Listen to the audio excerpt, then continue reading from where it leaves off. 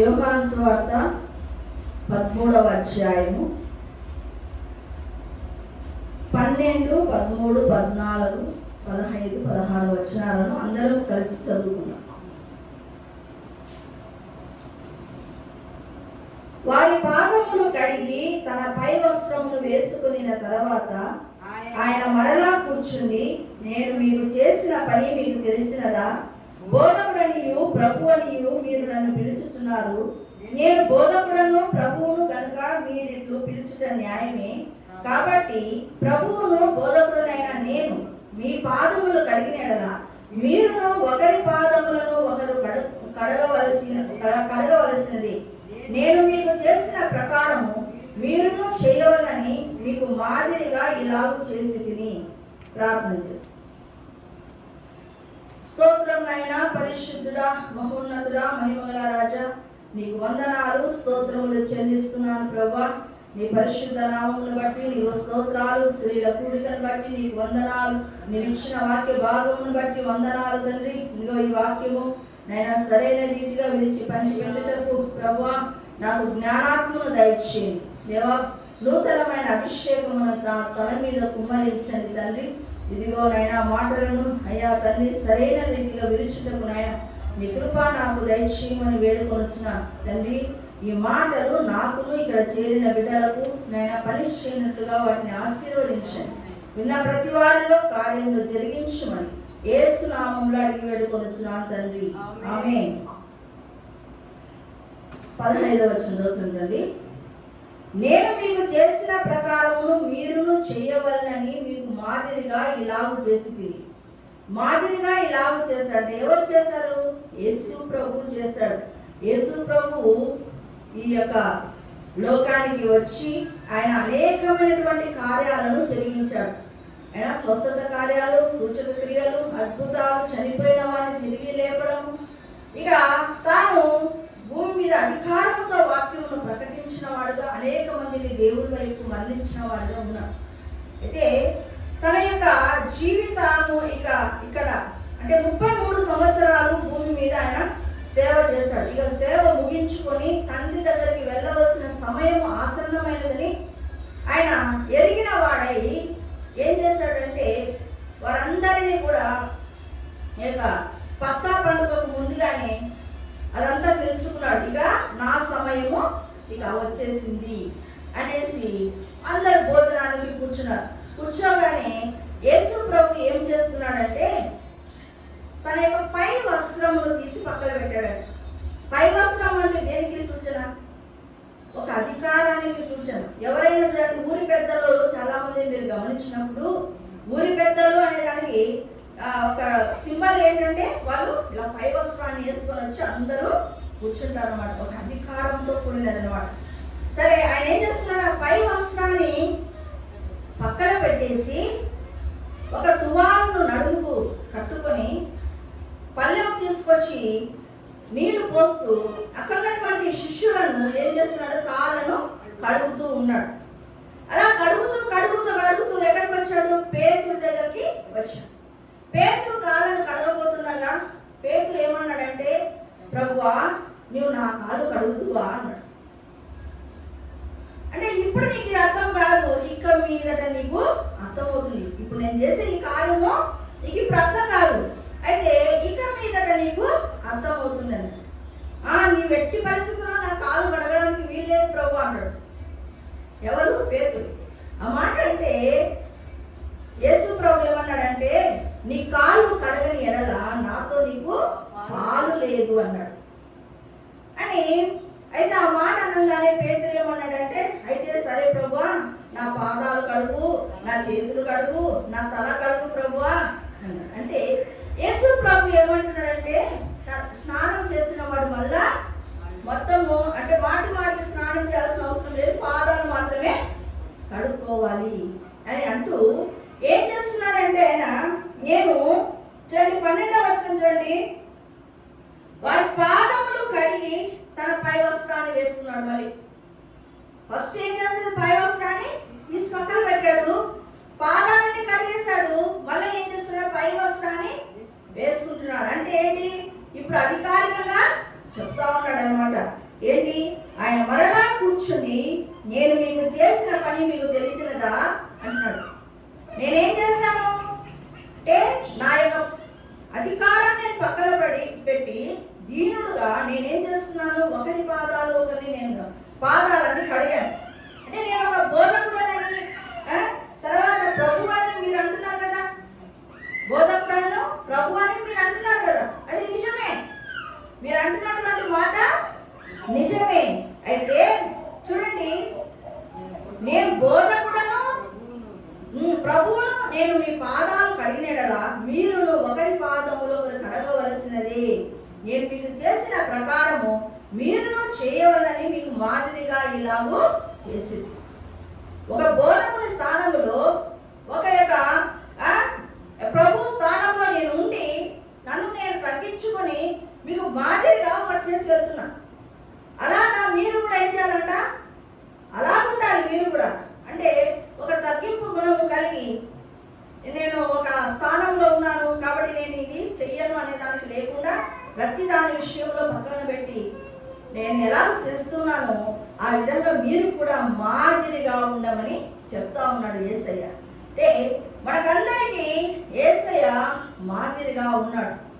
అంటే సార్వత్రిక సంఘం మొత్తానికి ఆయన, అంటే ఈ లోకానికి ఆయన ఒక మాదిరికరమైనటువంటి జీవితాన్ని జీవించి వెళ్ళాడు.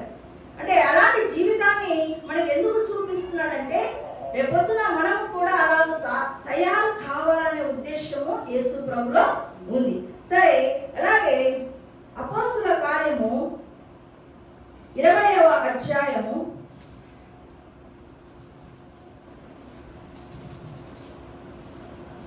35వ వచనం చదువుతున్నానండి. మీరును ఈలాగు ప్రయాసపడి బలహీనులను సంరక్షించాలనియు పుచ్చుకొనుట కంటే ఇచ్చుట ధన్యము అనే ప్రభు అయిన యేసు చెప్పిన మాటలు జ్ఞాపకము చేసుకునవలని అన్ని విషయములలో మీకు మాదిరి చూపితినని చెప్పాను. ఏం చెప్పాడంట? ఇది చెప్తున్నటువంటి మాటలు ఎవరు చెప్తున్నారు? దైవజనుడైనటువంటి పౌలు ఏం చెప్తున్నాడు? ఇక్కడ చూడండి, పుచ్చుకొనుట కంటే ఇచ్చుట ధన్యము అని ప్రభు అయిన యేసు చెప్పిన మాటలంట. ఎవరు చెప్పారంట? ప్రభు అయిన యేసు చెప్పిన మాటలు జ్ఞాపకము చేసుకునవలని అన్ని విషయములలో మీకు మాదిరిగా చూపితిని. అంటే ఇప్పుడు పౌలు భక్తుడు ఎవరిని మాదిరిగా పెట్టుకున్నాడు? యేసయ్యను మాదిరిగా పెట్టుకున్నాడు. చూడండి, ప్రభు అయిన యేసు చెప్పిన మాటలు జ్ఞాపకము చేసుకునవలని అన్ని విషయములలో నేను మాదిరిగా ఉన్నాను. చూడండి, చాలా మంది మాదిరికరమైన జీవితాలు బైబిల్ గ్రంథంలో ఉన్నాయి. అయితే సంపూర్ణమైనటువంటి మాదిరికి మనము చూసి కంప్లీట్గా ఈ వ్యక్తి ద్వారా మనం చాలా విషయాలు అన్ని విషయాలలో నన్ను మాదిరికరంగా పెట్టుకోమని పౌలు భక్తుడు మాట్లాడుతున్నాడు. అవును, పేతురు ఉన్నారు, చాలా మంది దైవజనులు ఉన్నారు. అయితే వారిలో అంతో ఇంతో కాస్త ఏమైపోతుందంటే ఎక్కడొక్కడ మనకు తక్కువగా కనపడతారు అన్నమాట. అయితే పౌలు భక్తులు మాత్రము అన్ని విషయములలో మాదిరికరంగా పెట్టుకోవచ్చు అటువంటి దైవజనుడు. గలతీయులకు రాసిన పత్రికలో దైవజనుల గురించి ఏం రాశారు చూడండి. మాదిరిగా పెట్టుకుంటున్నారు చూస్తాం.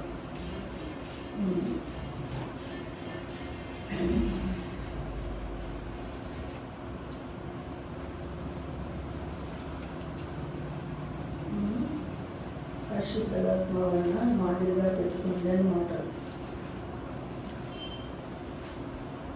చూస్తాం.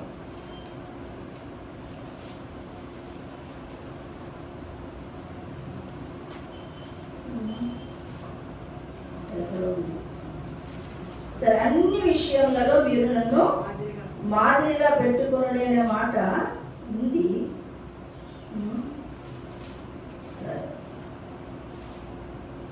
సరే వదిలేండి. అన్ని విషయములలో మీరు తల్లి గర్భంలో నుండి పౌలు భక్తులు ఏం చేశారంటే అన్ని విషయములలో ఏం చేశారంటే మాదిరికరంగా పెట్టుకునేటట్లు దేవుడు చేశాడట. చూడండి, ఏ విషయాల్లో మాదిరికరంగా ఉందో మనం చూద్దాం. అదే అపోస్తుల కార్యము 20వ అధ్యాయానికి వస్తాం. 19వ వచనం చూడండి. యూదుల కుట్ర వలన నాకు శోధనలు సంభవించినను కన్నీళ్లు విడుచుతూ పూర్ణమైన వినయ భావముతో నేను ఎలాగో ప్రభువును సేవించుచుంటినో మీకే తెలియను. అంటే యూదులు పౌలు భక్తులు ఏం చేశారంట? కుట్రతో చాలా శోధించారట. శోధించినప్పుడు ఆయన ఏం చేశారంటే కన్నీరు విడిచి యేసయ్య దగ్గర ప్రార్థన చేస్తూ ఎంతో వినయ భావంతో ఆయన దేవుని సేవిస్తూ వచ్చాడట. అంటే తనకు వచ్చిన శోధనలలో ఎక్కడ కూడా తప్పిపోకుండా ఏం చేస్తున్నాడు? కన్నీరు విడిచి ప్రార్థన చేస్తున్నాడు. మనకి ఏమంటే కొంచెం ఏదైనా శోధన రాగానే మనం ఏం చేస్తున్నాం? వెంటనే వెనుకకు తిరగడానికి చూస్తున్నాం. కానీ ఏం చేస్తున్నాడు యేసు ప్రభు? కన్నీరు విడిచి ప్రార్థన చేస్తూ యేసు ప్రభును మరెక్కువగా హత్తుకున్నటువంటి సందర్భం ఇక్కడ కనబడుతుంది. 20వ వచనం చూడండి. మరియు ప్రయోజనకరమైనది ఏది దాచుకోకుండా బహిరంగంగాను ఇంటింటా మీకు తెలియజేయచ్చు బోధించుచు దేవుని ఎదుట మారు మనసు పొంది మన ప్రభు అయిన యేసు క్రీస్తునందు విశ్వాసం ఉంచవలని యూదులకును గ్రీసు దేశస్థులకును ఎలాగూ సాక్ష్యం ఇచ్చుచుంటునో ఇదంతయు మీకు తెలియను. అంటే ఇక్కడ చూడండి, సువార్త ప్రకటిస్తూ ఉన్నాడు. ఏంటి? ప్రయోజనకరమైనది ఏది దాచుకోలేదంట. ప్రయోజనకరమైనది ఏది దాచుకోనకుండా ఏం చేస్తున్నాడు? బహిరంగంగాను ఇంటింటా మీకు తెలియజేస్తూ బోధిస్తున్నాడు. అంటే బహిరంగ కూడికలలో బోధిస్తున్నాడు యేసయ్య గురించి, ఇంటింటా బోధిస్తూ ఉన్నాడు. తర్వాత మారు మనసు విషయం కూడా ఏంటి? ఒకరికే బోధిస్తున్నాడా? అలా కాదు, యూదులకు బోధిస్తున్నాడు. అన్యజనులు, గ్రీసు వారంటే ఎవరు? వారు అన్యజనులు. అన్యజనులకు కూడా బోధిస్తూ ఉన్నాడు. చూడండి ఇక్కడ. అలాగే 24వ వచనం చూడండి.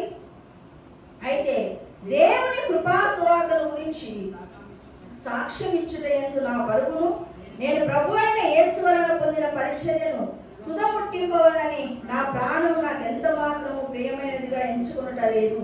అంటే కృపా సువార్త గురించి సాక్ష్యం ఇచ్చుటలో ఏం చేస్తున్నాడంటే పరుగులాడుతూ ఉన్నాడట. ఇగో తనకు వ్యక్తిగతంగా వచ్చినటువంటి పరిచర్య విషయం తుదముట్టించడానికి నా ప్రాణము ఎంత మాత్రము ప్రియమైనదిగా నేను ఎంచుకోవడం లేదు. అంటే సువార్త విషయంలో పరుగులాడుతూ ఉన్నాడు. తనకు పెట్టినటువంటి పరిచర్య విషయంలో కూడా అతని యొక్క ప్రాణాన్ని లెక్క చేయటం లేదట. 27వ వచనం చూడండి. దేవుని సంకల్పం అంతయు మీకు తెలపకుండా నేనేమీ దాచుకొనలేదు. అంటే దేవుడు తనకి ఏదైతే ఇచ్చాడో, ఏదైతే చెప్పాడో వాటన్ని విషయము సంఘానికి బోధించాడు. ఏది దాచుకోలేదట.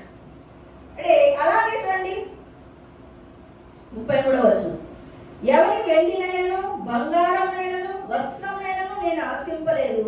నా అవసరతల నిమిత్తము నాతో ఉన్న వారి నిమిత్తము నేను ఈ నా చేతులు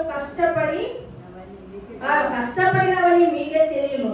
మీరును ఇలా ప్రయాసపడి బలహీనలను సంరక్షింపవాలని పుచ్చుకొనుట కంటే ఇచ్చుట ధన్యము. అంటే వెండినైనా బంగారంనైనా కూడా ఏంటి? నేను ఆశించలేదు. ఏం చేస్తున్నట్ట? కష్టపడి పని చేస్తున్నట్ట. కేవలం తన కోసమే కాకుండా తన వారితో తన దగ్గర ఉన్న వారందరికీ కూడా కష్టపడి పని చేసి దాంతో అంటే ఇతరులకు సాయం చేసేటటువంటి స్థితిలో పౌలు భక్తుడు ఉన్నాడు. చాలా విషయాలు ఉన్నాయి. ఇంకా మనము 2వ కొరింథీ 11వ అధ్యాయంలో చూస్తే కనుక ఆయన ఎన్ని విషయాలు అక్కడ రాయబడి ఉంటాయి పౌలు భక్తుల గురించి. ఆయన ఎన్ని ఆపదలు వచ్చినా దేవుని కోసం నిలబడిన వాడుగా మనకు అక్కడ కనబడతాడు. చాలాసార్లు మనం ఆ రెఫరెన్స్ చదువుతూ ఉంటాం. 2వ కొరింథీలకు రాసిన పత్రిక 11వ అధ్యాయము 25.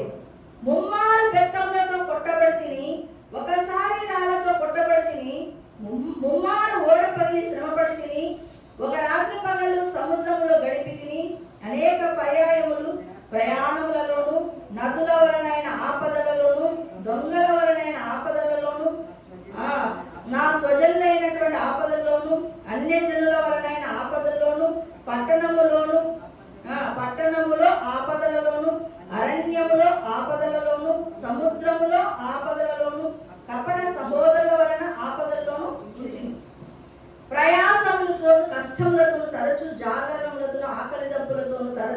ఉపవాసములతోను చలితోను దిగంబరత్వముతోను ఉంది. ఎన్ని అంశాలు ఉన్నాయండి ఇక్కడ. ఇలాంటి అంశాలు మనకు ఎదురుగా వస్తే మనం భక్తి కడతామా? ఒక్కటి బిజినెస్ జరగలేదంటేనే మన మూతికి 30 అంకాలు తిరిగిపోతుంది. లేకపోతే ఇంట్లో ఆర్థిక ఇబ్బందులు ఉన్నాయంటే మనకు దేవుడు ఏం చేస్తున్నాడు అని అంటాం.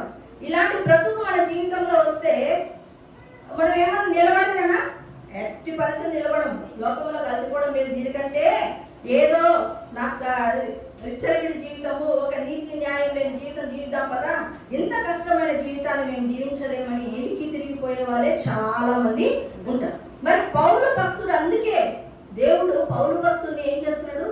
మాదిరిగా పెట్టుకోవాలని చెప్తా ఉన్నాడు. ఎటువంటి మాదిరి చూడండి, ఇలాంటి కష్ట సమయాలలో అసలు దిగంబరుడుగా ఉండే పరిస్థితి వచ్చిందంటే వస్త్రాలు కూడా లేని పరిస్థితి వచ్చింది. ఒక వజ్రాల వ్యాపారి కొడుకు. అలాంటి వాళ్ళు ఎంత సున్నితంగా పెరిగింటారు చిన్నప్పటి నుంచి. అవునా? చిన్నప్పటి నుంచి సున్నితంగా పెరిగింటాడు. ఇలాంటి స్థితిలోకి వచ్చాడు. జాగారాలు చేశాడు, నిద్రలే లేని, ఆకలి, దప్పులు, నీళ్ళు, ఎన్ని రకాల ఆపదలు వస్తున్నాయి పట్టణంలో. సహోదరుల వలన, కపట సహోదరుల వలన, దొంగల వలన ఆపదలు, స్వజనులు, సొంత వాళ్ళే. ఈయన సేవ చేస్తున్నాడు, ఈయనకి కనీసం దేవుడు మరి ఏమి ఈయనకు తినడానికి తిండి ఇచ్చినాడా లేదా, ఈయన సేవ కరెక్టేనా, ఎన్ని రకాల మాటలు, అన్నిటినీ సహించాడు, భరించాడు. అందుకే చూడండి, ఆ యొక్క 20వ అధ్యాయంలో కూడా చాలా మంది యూదులు కుట్ర పన్ని శోధిస్తూ ఉన్నప్పటికీ కూడా ఏమి మాట్లాడకుండా యేసయ్య సన్నిధికి వెళ్ళి కన్నీరు కార్చి ఏం చేస్తున్నాడు? వినయముతో, సంపూర్ణమైన వినయంతో దేవుని హత్తుకుని ఉన్నాడట. సువార్త చెప్పే విషయంలో మరి అన్యజనులకు మరి యూదులకు సువార్త చెప్పే విషయంలో ఎంతో శ్రమ పడ్డాడు, కష్టపడ్డాడు. ఎవరి దగ్గర కూడా డబ్బులు ఏమని చెయ్యి అడిగింది లేదు. ఇప్పుడు సేవకులు ఎలా ఉన్నారని, పాస్టర్స్ ఫెలోషిప్ పెడితే మాకు ఏం ఛార్జ్ ఇస్తావా లేదా? అఫ్కోర్స్ దాంట్లో కూడా కొంతమంది బీద పాస్టర్లు విశ్వాసంతో ఉండే వాళ్ళు ఉంటారు. అలాంటి వాళ్ళకి తెలుసు. కానీ ఏమైపోతుందంటే అందరూ కూడా, ఉన్న వాళ్ళు కూడా చేయి చాపడం నేర్చుకున్నారు. లేని వాళ్ళకి మనం ఇవ్వచ్చు, తప్పు లేదు, అది పద్ధతి. వాళ్ళకు ఒక మంచి వాక్యాన్ని మనం డబ్బు ఇచ్చి వినిపింపజేస్తున్నాం. అయితే మన యొక్క మనస్సాక్షి అందుకు ఒప్పుకోవాలి. నిజంగానే డబ్బు లేకపోతే దాన్ని తీసుకున్నా తప్పు లేదు. చూడండి, మరి ఇట్టి కష్ట సమయాలలో పౌలు భక్తుడు ఎంత చక్కటి ఆత్మీయ జీవితాన్ని కట్టుకున్నాడో చూడండి. అని అందుకే అన్ని విషయాలు క్రోడీకరిస్తే గన సిద్ధాంతాలలో కూడా ఎప్పుడు కూడా వాదించేవాడు, స్థిరపరిచేవాడు, సత్యమేదో నిగ్గు తేల్చేవాడు పౌరు భక్తుడు. సిద్ధాంతాల విషయంలో కానీ, భక్తి విషయంలో కానీ, పరిచర్య విషయంలో కానీ, ప్రవర్తన విధాన విషయంలో కానీ, వ్యక్తిత్వ విషయంలో కానీ, విశ్వాస విషయంలో కానీ, ఉపవాస ప్రార్థనల విషయంలో కానీ చక్కటి మాదిరిని కలిగి ఉన్నాడు పౌరు భక్తుడు. మరి పౌరు భక్తుల్ని మనం మాదిరిగా పెట్టుకోవాలట. మరి మనల్ని చూసి ఎవరైనా మాదిరి పెట్టుకునేటటువంటి స్థితిగతులు ఉన్నాయా? అది మనం నేర్చుకోవాలి. ఇప్పుడు భక్తి కట్టే కొద్దీ నేను సీనియర్ మోస్టర్ అని అంటాం. సీనియర్ మోస్టర్ని చూసి ఏ భక్తి కట్టుకుంటున్నారు అవతల వాళ్ళు? అంటే మనం భక్తి కట్టుకునే స్థితిలో మనల్ని చూసి ఇతరులు అట్రాక్ట్ కావాలి. అలాంటి భక్తిని కట్టుకోవాలని పౌలు భక్తులు ఏం చేస్తున్నాడు? మాదిరికరముగా పెట్టుకోమని చెప్తా ఉన్నాడు. చూడండి, ఫిలిప్పీలకు రాసిన పత్రిక 3వ అధ్యాయము 17వ వచనం. సహోదరులారా, మీరు నన్ను పోలి నడుచుకొనుడి, మేము మీకు మాదిరి ఉన్న ప్రకారము నడుచుకుని వారిని గురిపెట్టి చూడు. ఏమంటున్నాడు? మీరు నన్ను పోలి నడుచుకోండి. అంటే ఎంత కాన్ఫిడెంట్గా తన భక్తి మీద గురి ఉందో చూడండి. నేను మంచి భక్తి కట్టాను, నన్ను చూసి మీరు నేర్చుకోవచ్చు అని ధైర్యంగా చెప్పేస్తున్నాడు పౌరు భక్తుడు. కాబట్టి ఇంకా ఏమంట? మేము మీకు మాదిరిగా ఉన్న ప్రకారము ఏం చేయాలంట? నడుచుకుని వారిని. అంటే పౌరు భక్తుడు నడుచుకుంటున్నాడు, గురిపెట్టి చూడు. ఆ భక్తుడు నడుస్తున్నటువంటి అడుగు జాడల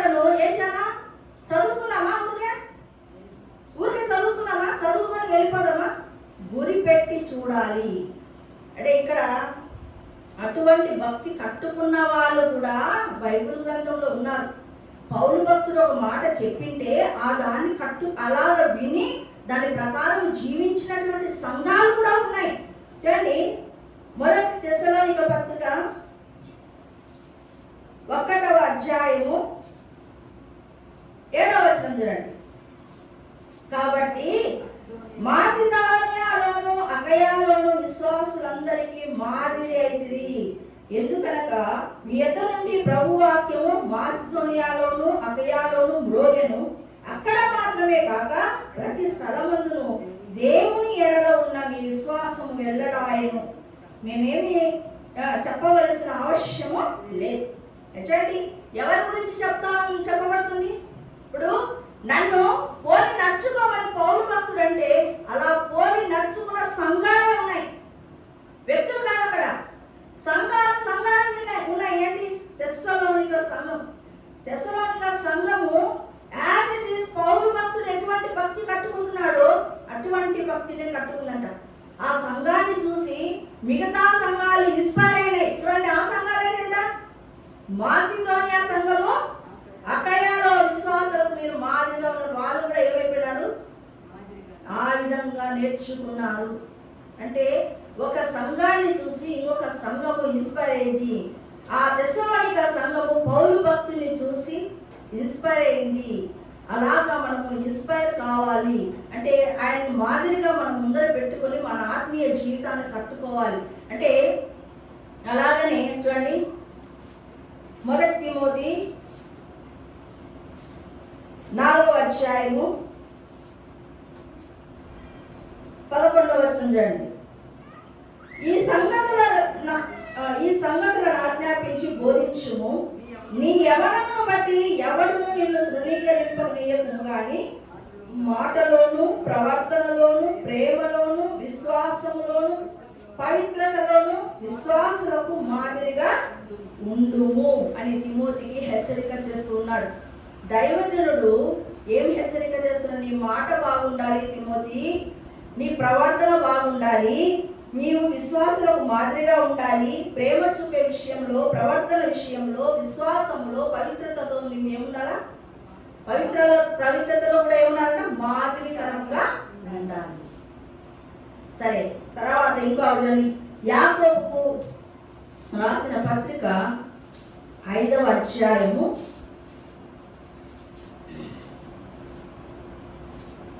10వ వచనం. నా సహోదరులారా, ప్రభు నామమున బోధించిన ప్రవక్తలను శ్రమానుభవమునకు ఓపికను మాదిరిగా పెట్టుకొని సహించిన వారిని ధన్యులను కొనుచున్నాం కదా. మీరు యోబు యొక్క సహనమును గురించి వింటిరి. ఆయన ఎంతో జాలియు కనికర్యము కలవాడని మీరు తెలుసుకొని ఉన్నారు. ఇక్కడ ఇంకొక భక్తుడు కనబడుతూ ఉన్నాడు, యోబు భక్తుడు. దేనికి మాదిరిగా ఉన్నాడంట? శ్రమానుభవమునకు మాదిరికరంగా. ఏమంట?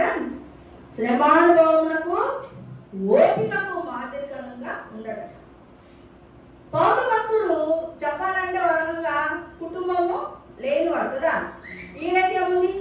కుటుంబముతో శ్రమను అనుభవించాడు, సహనముతో మొత్తం భరించాడు, ఓపికగా భక్తిని కట్టుకున్నాడు.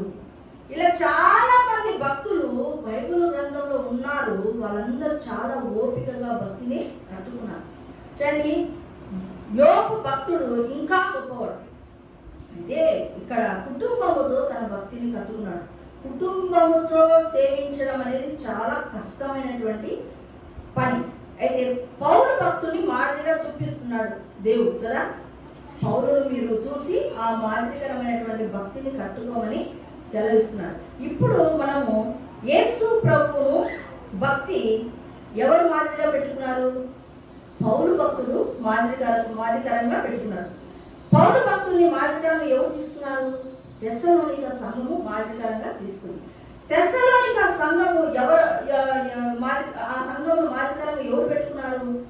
మాసిదోనియా సంఘము, అకయా సంఘాలు మాదిరికరంగా పెట్టుకున్నారు. అలాగా వ్యక్తిగతంగా ఏంటి? ఆ యొక్క తిమోతికి హెచ్చరిక ఇచ్చాడు. తిమోతి కూడా ఆ విధంగా భక్తి కట్టాడు. ఆ తర్వాత నువ్వు అన్ని విషయాలలో మాదిరికరంగా ఉన్న నీ మాటలో, నీ ప్రవర్తనలో, పవిత్రతలో, విశ్వాసంలో మాదిరికరంగా ఉండాలి అంటే ఆ విధంగా తర్వాత దైవజనుడిగా పిలువబడ్డాడు 5వ అధ్యాయంలో. అంటే ఆయన కూడా మాదిరికరంగా తయారయ్యాడు. అంటే ఇక్కడ ఒకరిని మనం ఇన్స్పైర్ చేసుకో లోపల మనము పెట్టుకొని మనం ఏం చేయాలా? భక్తి కట్టాలి. భక్తిని ముందర ఒక వ్యక్తిని పెట్టుకొని మనం ఏం చేయాలా? భక్తి కట్టాలంటే ఆయన పూజించమని కాదు అర్థము.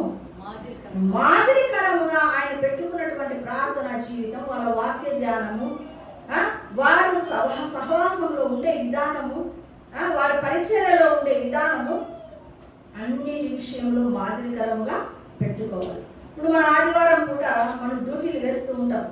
అయితే ఒక్కొక్క సోమవారం అంటే మొదటి ఆదివారం, 2వ ఆదివారం, 3వ ఆదివారం, 4వ ఆదివారం ఒక్కొక్కరికి డ్యూటీలు వేస్తాం. నేను ఒక సేవకురాలుగా గమనించింది ఏంటంటే మొదటి ఆదివారం వస్తారు సరళక్క, ఆనందమ్మ వస్తారు. వాళ్ళు A to Z చేస్తారు. అంటే ఆ రోజు వాళ్ళకి అప్పగించిన పని ఇక దాంట్లో ఎవరిని కూడా పెద్ద ఇన్వాల్వ్ చేయరు. వాళ్ళే సామాన్లు కడుగుతారు, వాళ్ళే మందిరం క్లీన్ చేస్తారు, వాళ్ళే ఏం చేస్తున్నారు, మొత్తము వంట చేసే విషయంలో వాళ్ళే ఉంటారు. మొత్తం కంప్లీట్ చేసి బాత్రూమ్లు కడిగి ఏమేం వర్క్ ఉందో అదంతా కూడా ఏమైపోతుంది చేసి వెళ్ళిపోతున్నారు. అంటే ఇక్కడ జరుగుతుంది ఒక విషయాన్ని వాళ్ళు ఫాలో అవుతున్నప్పుడు దాన్ని చూసి మిగతా వాళ్ళు ఏం కావాలా? ఫాలో కావాలా, నేర్చుకోవాలా. కానీ అలా నేర్చుకునే మనస్తత్వం ఉందా? ఇప్పుడు సంఘాలలో లేదు. సంఘాలలో ఏముందంటే క్రిటిసిజం ఉంది. ఎక్కువగా ఏముందంటే క్రిటిసిజం ఉంది. మాదిరిగా పెట్టుకొని భక్తి నేర్చుకుని రా బాబు అంటే ఆ సేవకుడి దగ్గర ఒక 4-5 ఏళ్ళు ఉండే లోపల వాళ్ళలో చిన్న వీక్ పాయింట్లు ఉంటాయి. ఎవరైనా మనుషులమైనాక పౌరు భక్తుని అనలేదా? ఆయన పోరగాని ప్రసంగాలు చేస్తారు. యేసు ప్రభుని ఏమన్నారు? దయ్యం పట్టిన వాడు యావైనా పేరు పెడతారు, ఏ మాటలైనా అంటారు. మేము కూడా ఏమన్నా వ్యభిచారం వల్ల పుట్టిన వాళ్ళమా? ఎన్ని రకాల మాటలు ఏ జనరేషన్లో ఆ జనరేషన్లో మాటలు అంటూనే ఉంటారు. కానీ ఇలా మాట్లాడే వాళ్ళు కాదు మనకు కావాల్సింది. మాదిరిగా పెట్టుకొని నేర్చుకునే వాళ్ళు కావాలి. అంటే మనము ఇప్పుడు సార్వత్రిక సంఘానికి పౌరు భక్తుల్ని మాదిరిగా పెట్టినప్పుడు ఆయన ఎలాంటి శ్రమలలో ఎలాగో నిలిచాడు, ఎలా ఓపికతో కన్నీరు విడుస్తూ ప్రార్థన చేశాడు, ఎలాగ కష్టాలు వచ్చినప్పుడు దేవుని వైపు చూశాడు. ఇక అసలు చనిపోతాడని తెలిసాక కూడా నిబ్బరమైన మనసుతో ఇంకా నేను మిమ్మల్ని చూడను అని చెప్పాడు 20వ అధ్యాయంలో. ఇక అంటే వారు ఎంతో కన్నీరు పర్యాంతమయ్యి వారు ఏడ్చుకుంటూ ఆయనకు వీడుకోలు పలికినారు. అంటే ఆయన అంటే ఎంత ఇష్టపడుతున్నారో చూడండి. అని ఇప్పుడు ఏమైపోయిందంటే సంఘానికి ఒక వారం వస్తారు, రెండో వారం వేరే వారు రాలేదనుకో, కొందరు మానుకున్నట్టుగా మీరు మానుకోవద్దండి అంటే వాళ్ళు మానుకున్నారు, మనం కూడా మానుకుందాం. అంటే మనము ఇతరులకు ఏ మాదిరి చూపిస్తున్నాము? మాదిరికరమైన జీవితాలను మనము కలిగి ఉండాలి. ఎవరు ఉన్నా ఎవరు లేకపోయినా యేసయ్య సన్నిధిలో నేను ఉండాలి. అది మనం నేర్చుకోవాల్సింది. ఇప్పుడు ప్రతి బుధవారము, ప్రతి గురువారము, ప్రతి శనివారము, ప్రతి ఆదివారం పాస్టర్ ఉంటుంది. షాపింగ్ చేసుకుంటా చర్చిలు ఎదుర్కొంటే వాళ్ళు ఎంతమంది లేరు? అవునా? మీకు తెలియదు, మీకు ఇంకా చాలా అర్థం కాలేదు, ఎందుకంటే బయట ప్రపంచం చూడలేదు కాబట్టి. కొంతమంది సాక్ష్యాలను చెప్తుంటారు, చర్చి స్టార్ట్ అయి ఉంటుందట, పాస్టర్ బట్టలు ఉతుకుంటుందట, బట్టలు ఉతుక్కుంటా కూర్చుని. ఇప్పుడు అలాగా బుధవారము, గురువారము, శనివారం కూడికలు ఉంటే పాస్టర్ షాపింగ్లో పోవచ్చు, వేరే వర్క్ చేసుకోవచ్చు, ఉండాలని ఏమి లేదు. అయితే నేనెన్నడైనా బుధవారం కానీ, గురువారం కానీ, శనివారం కానీ, ఆదివారం కానీ మిస్ అయింది ఖచ్చితంగా యేసయ్య సన్నిధిలో ఒకవేళ ఎంత షాపింగ్ చేసినా కూడా, లేదు ఎంత అర్జెంట్ పని ఉన్నా మందిర టైం అవుతుందని పరుగులాడుకుంటూ వచ్చి మందిరంలో ఉండాలి. అది పద్ధతి. అంటే యేసయ్య నీకు ఒక పద్ధతిని నేర్పిస్తున్నాడు, ప్రయాణ పద్ధతి. దాంట్లో మనం ఖచ్చితంగా ఉండి తీరాలి. కానీ ఒకసారి కర్మేలు ప్రార్థన జరగలేదు ఇక్కడ. అంటే కర్మేలు ప్రార్థన జరగకపోతే యేసయ్య దాన్ని గుర్తు చేస్తున్నాడు, కర్మేలు ప్రార్థన చేయండి. అంటే దేవుడు ఎంత కన్సర్న్ ఉందో చూడండి. అంటే ప్రతి దాని మీద ఆయన కను దృష్టి నిలుపుతున్నాడు. కాబట్టి మనం ఏం చేయాలంట, ప్రతి దాని మీద మనము గురి పెట్టుకొని నేర్చుకోవడానికి ట్రై చేయాలి. చూడండి, మాదిరిగా ఉన్న వారి మీద ఏం చేయాలంటే గురి పెట్టాలంట. గురి పెట్టి నేర్చుకో, అంతేగాని వాళ్ళు పోయినారు వీళ్ళు పోయినారంటే పోని అందరు పోని అని నేను మాత్రము యేసయ్య సన్నిధిలో ఉంటాను. ఏమన్నాడు యెహోషువ? ఏమన్నాడు? మీరు ఏ దేవతలన్నా పూజించుకోండి, నేను నా ఇంటి వారు యెహోవాను సేవిస్తాం. ఆ కమిట్మెంట్ యెహోషువకు ఉంది కాబట్టి కనాను చేరారు. కాబట్టి మనము మాదిరికరమైనటువంటి జీవితాలను జీవించాలి. మన భక్తి కాలము కొంతనే, మన పీరియడ్ ఏమి ఎక్కువ కాలం ఉండదు. ఆ ఉన్న కాలంలో మంచి ప్రార్థన జీవితము, వాక్య ధ్యానం కలిగి ఉంది. అనేక మందికి మనం మాదిరికరంగా తయారు కావాలి. అలా ఉందామా? అటువంటి మాదిరికరమైన జీవితంలో మనం వెళ్ళాలంటే పౌరు భక్తుల్ని ముందర మనము పెట్టుకోవాలి. ఆయనే కాదు, మన దగ్గరలో ఉన్న దైవజనులను కూడా మనం ముందర పెట్టుకొని ఆ మాదిరిని మనం ఫాలో అవుతూ ముందుకు సాగిపోవాలి. అలా ఆగిపోకుండా ఏం చేయాలట? సాగిపోవాలి. అప్పుడే మనం ఉన్నతమైనటువంటి బహుమానాలు పొందుకుంటాం. లేకపోతే రేపు పొద్దున పరలోకానికి వెళ్ళినప్పుడు అందరికీ బహుమానాలు ఇస్తుంటే నువ్వు మాకు ఉత్త చేతితో నిలబడుకుంటావు. అప్పుడు తల దించుకునేటటువంటి అవమానకరమైన పరిస్థితి నీకు ఎదురు వస్తుంది. అలా కాకుండా ఈ భూమి మీద ఉండగానే చక్కగా మన సమయాన్ని సద్వినియోగం చేసుకుందామా? ఓకే, అలాగే ప్రార్థన. స్తోత్రం నాయన, పరిశుద్ధుడా, మహోన్నతుడా, మహిమగల రాజా, నీకు వందనాలు స్తోత్రములు చెల్లిస్తున్నాను నాయన. ఈ దినము నాయన నీవు మాతో మాట్లాడినటువంటి మాటలను బట్టి నీకు వందనాలు స్తోత్రాలు నాయన. యేసు ప్రభు ఈ లోకానికి మాదిరికరంగా ఉన్నాడు. తర్వాత యేసు పౌలు భక్తుడు సంఘానికి, సార్వత్రిక సంఘానికి మాదిరికరంగా ఉన్నాడని దేవా, పౌలును ఆదర్శంగా తీసుకున్నటువంటి తెస్సలోనిక సంఘంను ఆదర్శంగా తీసుకున్నటువంటి నాయన అయ్యా అక్కయ్య మాసిదోనియా సంఘాలు నాయన దేవా ఎలాగో ఉన్నాయి ప్రభువా. వారందరూ విశ్వాసములో ఎంతో శ్రేష్టమైన రీతిలో పైకి ఎదిగినట్లుగా నువ్వు తెలియజేస్తున్నావు దేవా. ఈ మాటలు నాయన మేము కూడా నేర్చుకొని అనేక మంది ఎదుట మాదిరికరంగా జీవించటకు నాయన మాకును నాయన కృప దయచేయి. యోగు వలె నాయన శ్రమకు నాయన ఓపికకు మాదిరిగా పెట్టుకునేటటువంటి జీవితం మాకు దయచేయి. తిమోతి వలె నాయన మాటల్లోను, ప్రవర్తనలోను, పవిత్రతలోను, విశ్వాసమును మాదిరిగా పెట్టుకునే జీవితం మాకు దయచేయమని యేసు నామములో అడిగి వేడుకొనుచున్నాను తండ్రి, ఆమేన్. యేసు రక్తమే జయం, ప్రభు యేసు రక్తమే జయం, ప్రభు యేసు సంపూర్ణ జయం కలుగును గాక, ఆమేన్.